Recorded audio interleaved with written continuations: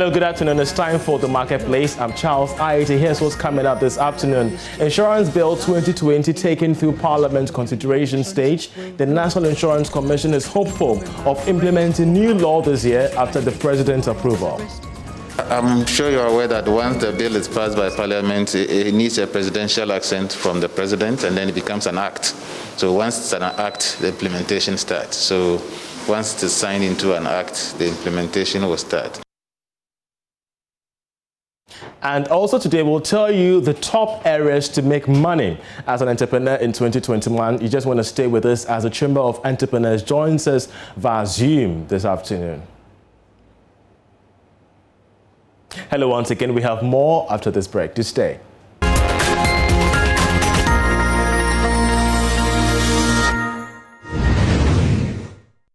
Hello and welcome. The National Insurance Commission says it is hopeful of implementing the new insurance law this year after it is assented to by the President. The Insurance Bill 2020 was taken through consideration by Parliament in December last year, and it is targeted at increasing insurance penetration in the country, which currently remains very low, as the Bank of Ghana's Financial Stability Review pegs insurance coverage at 1% of gross domestic product. The Deputy Commissioner of the Insurance, Michael Kofi Ando, spoke to Joy Business at the launch of Alliance Life Insurance new education policy, that is Alliance EduFlex plan. I'm sure you must have seen from the newspapers that the bill has been passed already. So it was passed by the former Parliament. So the bill is already passed. It was passed before the former Parliament was dissolved. So what is next after the bill being passed? Implementation, of course. We just need to implement the new things. We need to grow the industry and make insurance more attractive, create stronger insurance industry, and make grow the penetration. So yes, to sum it up, implementation is next. So when should we expect that this will be implemented? Well, I'm sure you're aware that once the bill is passed by Parliament, it needs a presidential assent from the President, and then it becomes an act. So once it's an act, the implementation starts. So once it is signed into an act, the implementation will start. The NIC will come out with some transitional arrangements because there are a number of things that we need to plan for. So we'll come out with transitional arrangements for the insurance companies and relevant stakeholders, and then gradually we'll roll the various things out. Well, meanwhile, the Chief Executive Officer of Alliance Life Insurance, Gideon Atare, says the Alliance EduFlex plan seeks to provide cover and protection for the education of the insured public through a savings scheme. On two fronts. Education for us means two things. It means you're trying to give your child the right education, so you save towards it. Many people, that's all they do. They just save towards their education. But unexpected things happen. And so when those unexpected things happen, the money they've saved for education is diverted towards those unexpected things. And so most times you would see that people really don't save or use the savings for the education of their children. So what this product does is that it helps you to save towards the education, and then provides a bulwark, like provides a protection such that as you're saving, anything that happens along the way, whether there's death, whether there's permanent disability, whether there's temporary disability, injuries, any of those things, the product will be able to take care of that. Why not diverting your attention from saving towards the education? So that's what it is. And you're still watching the marketplace. It's a new year, and entrepreneurs out there are scouting profitable avenues to make money. Let's get in touch with the Chamber of Entrepreneurs on the ready avenues for investment and businesses in 2021.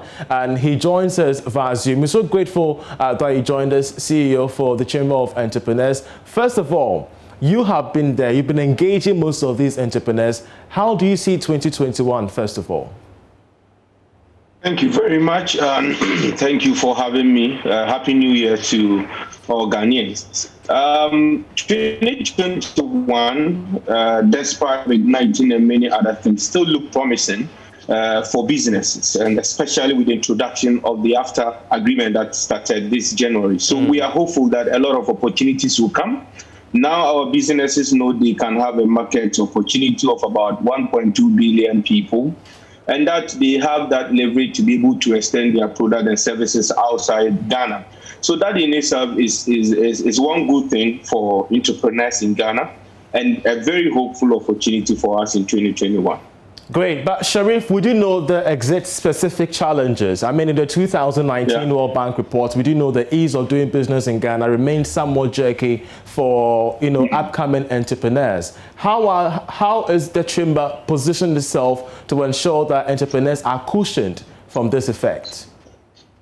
All right, so the ease of doing business has always been an issue for entrepreneurs. We keep saying that you cannot be able to satisfy all our needs, but that notwithstanding, there are so many other things that can be done. For example, the Chamber of Young Entrepreneurs, we are hoping to educate our entrepreneurs on key policies that will help them, especially leveraging their businesses and putting it on the timeline. Great. Yes, here in Ghana, registering a business has a lot of issues, regulatory issues.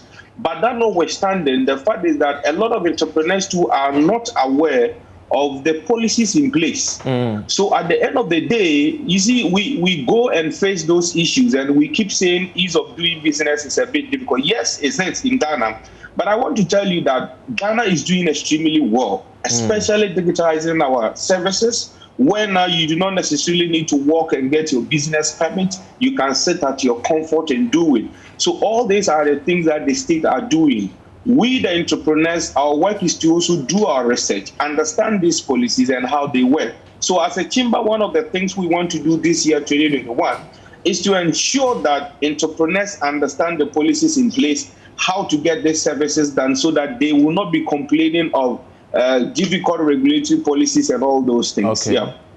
Well, but amidst all these things, yes, governments can lay out the procedures to ensure the ease of doing business, but if entrepreneurs are not there, if they don't step their foot forward, they may not be able to reap the benefits of this initiative. What do you think have been some of the mistakes that entrepreneurs made in 2020 that they should not repeat in 2021? Especially in 2020, given the infamous COVID-19, a lot of entrepreneurs, we panicked. We didn't make the right decisions. We didn't have a lot of good structures to cushion our companies. They were not resilient enough to receive the shock. So when the shock came, we were all panicking, especially entrepreneurs were frantically looking for new avenues to push their monies. Some were totally confused as to what to do. So it ended up affecting their businesses, and that's where you have to see bad CEOs. Sorry to put it, but bad CEOs have to lay off a lot of workers. Good CEOs even have to employ. So that is it. Our businesses, especially SMEs in Ghana, are not prepared well enough to be able to receive shocks. But as an entrepreneur, you should know no matter what you do, there will be shocks. A shock like COVID-19, we don't know what will happen in future. So one thing our entrepreneurs need to understand and do going forward, especially for 2021, is that we should prepare our business with good standards, with good systems, so that in the event of anything, our business can stand.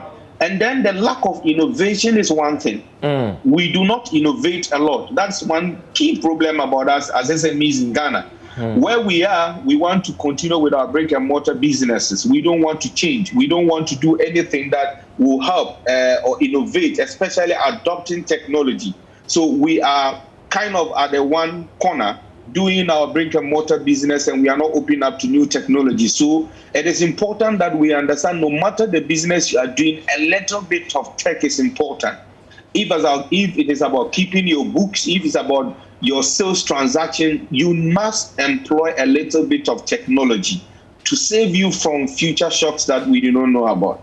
So you talked about technology, you talked about preparation, adequate preparation. But, Gali, we do know that the Continental Free Trade Agreement area is finally here. And on the back of this, on the wings of this, has been your initiative having to push for an entrepreneurship bill of a sort, a startup bill. How are you negotiating both sides? The startups bill in the wake of the Continental Free Trade Agreement area. What do we seek to achieve? Yes, so with the Ghana Startup Act or bill, what we seek to achieve is to create an incentive framework for startups or businesses that are starting. You know that, especially from where we come from, a lot of people start business, especially the young people, but there are not a lot of support frameworks for them. If you go to other countries, for example, if you are starting a business, you are exempted from tax. You are exempted from so many other things. You even have a pool of fund that you can apply and get funding to support your business. You are also, for example, the government procurement, state procurement or state-funded project, a percentage of it is ceded to startups or young people. But here in Ghana, we do not have these structures in place. So what we are saying that for us to be able to cushion our companies so they can be competitive enough to be able to trade in after, then we need to be deliberate enough with our structures, giving them that incentive framework, allowing the startups to be innovative to create competitive businesses at the end of the day. So these are but some of the few things we are looking at with the Ghana Startup Bill. Interesting, you made that particular point, but we do know that even as you're pushing this particular bill, and even as we're having the Continental Free Trade Agreement era coming on board, one key issue on the plate of investors, entrepreneurs is the access to credit. We've had this discussion with engagement across the South region, and it's a very much daunting challenge. Yes, it is all over the world. Access to credit, it is all over the world for businesses. And I always believe that not only the government of the day can do it, we all can come together and do it. So that is why if you look into the act we are proposing, very soon I'm sure we'll have the opportunity to discuss a lot of it on your platform. Yeah. One key component is the startup fund. And this fund, we want to use this fund to be able to support business, to give them at least a very easy access to credit. There are businesses that innovate, that have products that can even travel along the borders of Africa. But because of they can't have access to credit, the businesses don't see the light of the day. So we believe that such deliberate attempts by setting up the Ghana Startup Fund and other funds. For example, we are aware the government announced that there will be Development Bank, and Development Bank is one of the attempts to be able to give industries access to funding. So yes, is the key, is something we can write up. We can't just override, it's there. But hopefully we believe that when these dotted opportunities or interventions come into place, it might be able to solve a lot of the problems. But then it also boils down to we, the entrepreneurs. A lot of times we have the resources around us, but because we are not able to analyze very well, we think we need money all the time. Sometimes you do not need money. That is the reality. Sometimes you need a technical support to be able to get your business on the level you want it to be. But a lot of times, SME startups are so bent on the cash flow, are so bent on getting capital. Yes, it's important, but we need to relook our business. So our entrepreneurs also need to relook at their businesses, analyze it well, and be sure whether they really need capital or not. And then these are some of the things that can help us as a state. Well, we're also having this discussion on the back of troubling figures from the World Bank. The fact that, 98% of SMEs in Ghana do not survive beyond 5 years. This is a situation that we face with, not just in Ghana, but other African countries, Nigeria, Kenya, and even that of Uganda. What has the Chamber been doing to revert this particular statistic? Yes, so like I said earlier on, one of the key things boils down to the technical know-how of the entrepreneurs or the capacity of the entrepreneurs. If you look at the report, it outlines other things. It's not only finance, it also one of the greatest mistakes or key things about our businesses failing in this country. I can say on authority about 60% of this is the capacity of the business owners. Why do I say so? If you do not have that capacity to innovate, to manage your business, to understand cash flow, to understand the need for reinvestment, then no matter the billions of cedis you get, the business will fail in no time. So yes, capital is one, capacity is also one. So what we are doing is at the Chamber, we are focused on building the capacity of entrepreneurs who are within our network.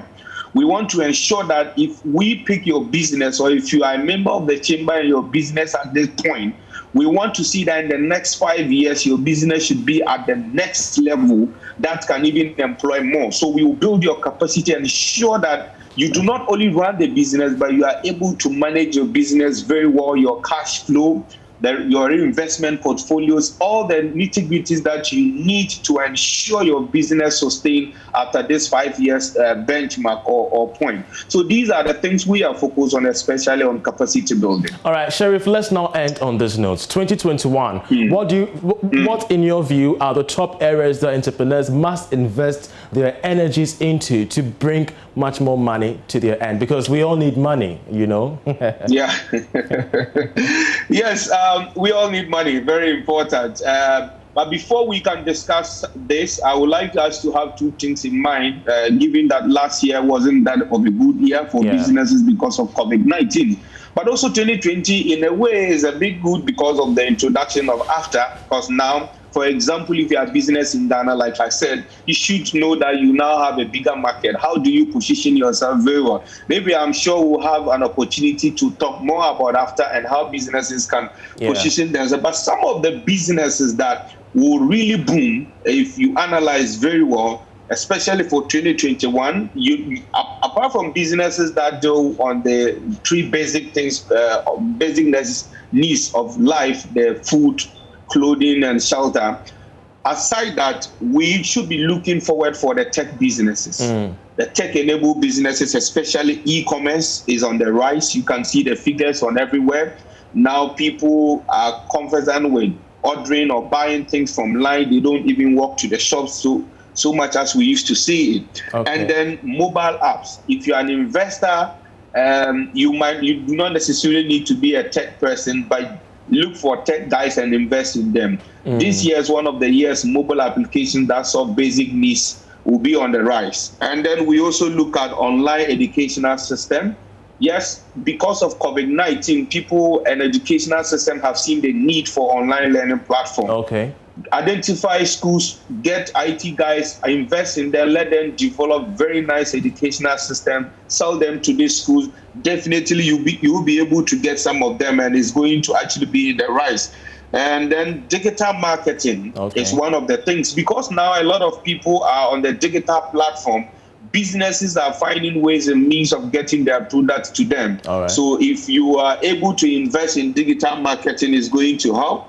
Cybersecurity, I'm still on the tech level. Cybersecurity is also one. You know, tech is very broad, but I'm giving the key areas that can really fetch money in 2021. Cybersecurity applications is also one, because of a lot of people are on the digital space, and cyber is one of the things. Cybercrime is on the rise. So yes, investors can invest their money in cybersecurity. One other area which is also still within the tech is fintech. Financial technology, where you can lend monies to people. Imagine you have 10,000 Ghana cedis, you are lending to about 10 people, and at the end of 30 days, each one is paying 12%. You are going to make about 125% of the money you are lending to them. So you can imagine. So fintech is one of the things that will be on the rise, because people now prefer to be on their phone to do their financial transactions instead of going to the bank. And people be willing to borrow. I'm sure if MTN should give us quick loan figures, you see how they are making a lot of money. So fintech is one of them that we need to, investors can take a look at. And then the production of health equipment, we already know that the masks, the sanitizers, and the rest, PPEs, there are things that will continue to be on the rise until we hear that COVID-19 is finally over. And then we also look, one other business that will likely grow is the delivery business. Or we call them courier business. Delivery is one of them that will grow, because a lot of delivery services will be needed. We don't know what will happen. As COVID is now showing other version 2.1 and version 3, we don't know what will happen, but we don't pray for any version. But then the delivery service is one of the business that can also be ventured. And then consulting, especially in health and accounting. You see, a lot of businesses have failed in the COVID-19 era when it comes to finance. So they need professional accountants that can help them to get their finances back. So if you are one that has that background, put yourself out there. Is one of the areas you can make money. If you are a doctor, you are a nurse, it's also one of the areas you can consult for people. And then finally, the almighty agriculture. You know that one never had any effect. Exactly. It is still going to grow. So if you have money and if you're an investor, this is the time for you to go into farming, get a cash crop, invest in it, and then you come back today and tell us how much you've made. Sheriff, I mean, outstanding a list of ideas, business ventures that you could have your energies invested into in 2021. I think what stood out for me was that of the courier services, e-commerce, the mobile applications, and even that of online training for people within specific spheres of education. We're so grateful, Sheriff, that you joined us with these golden tidbits on how to make ready money in 2021. I believe you're watching and you took notes to that effect. We're so grateful once again. Thanks for having me. Happy New Year once again. Many happy returns. He is the CEO for the Chamber of Entrepreneurs in Ghana. Away from that, the Managing Director of FNB Bank Ghana, Victoria Asante, is making a case for banks to support the country's manufacturing sector, especially the producers of pharmaceutical products. According to him, even though the sector has received some significant support during the epic periods of COVID-19, there is a need to continue with many interventions to ensure that the country remains its best when it comes to growth. Because what has also happened is that whilst COVID was here, a lot of traders realized that we could do some things. We couldn't travel to go and bring some things, so we were forced to start manufacturing. So thankfully, it helped in the manufacturing sector. And I'm sure when the year-end results come around, sectors that work, you see that manufacturing, pharmaceuticals especially, would have grown significantly. We also realized that local poultry and so on suddenly picked up because imports were limited and so on. So now we have, that was a positive of COVID, where people now focused on making sure of sourcing certain things from Ghana. Of course, the whole country has also become very health conscious, so anything that is got to do with health, living healthy and so on has become very popular. People are eating fruits, and therefore the food farmers are now getting a lot of jobs and so on. People are making sure they exercise and train and all of that. So all of that has linkages to certain businesses that are thriving. So there's still a lot to be done because of COVID, and COVID has opened our eyes to certain opportunities that we didn't know. So absolutely, the COVID enablement will continue to be with us. Well, as we keep talking finance and how to get rich this year, we ask him, are you financially sound? In today's edition of Money Lab, the Executive Director of Financial Literacy for Africa, Dr. Richmond Kwame Frimpong, touches on some ways to attain financial freedom this year.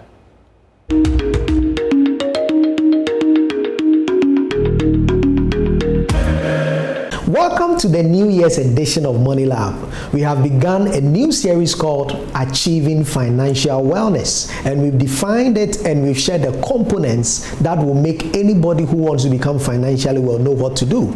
Today, we want to go into the laboratory of your money and begin to diagnose whether to begin with you are financially well or otherwise. To do that, we have something we call your net worth, and you have to take a glance at your assets or the things you have as far as your finances are concerned, and your liabilities, the things you owe as far as your finances are concerned. So if you can pick a sheet of paper on your phone, begin to navigate and put down the things you own, your bank account, your savings account, your investment account, your pensions account, put the final value at the bottom, and then begin to ask and inquire, are there some debts you have that you have to pay back? Are there some liabilities you have to pay back? When you get these two instances, strike them off and check if you have a deficit or a surplus. The outcome shows your financial health, and when you do, you are qualified to take the next step. Join us tomorrow as we share with you what to do next in achieving financial wellness. Of course, that's how we end this edition of the Marketplace too as well. I'm Charles Aitim. Enjoy the rest of our programs.